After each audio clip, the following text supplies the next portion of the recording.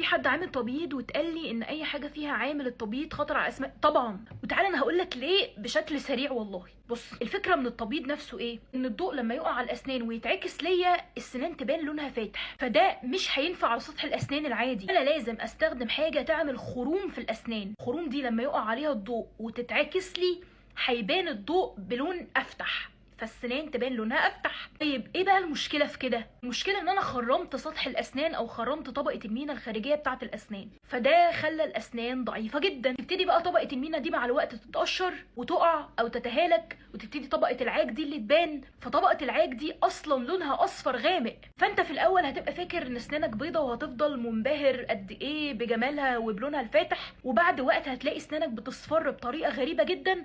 ولو رحت لدكتور اسنان للاسف مش هيعرف يحل لك الموضوع ده غير بحاجه من اتنين: يا اما يعمل لك تركيبات ثابته، يا اما يعمل لك فينيرز، لان اللون خلاص ده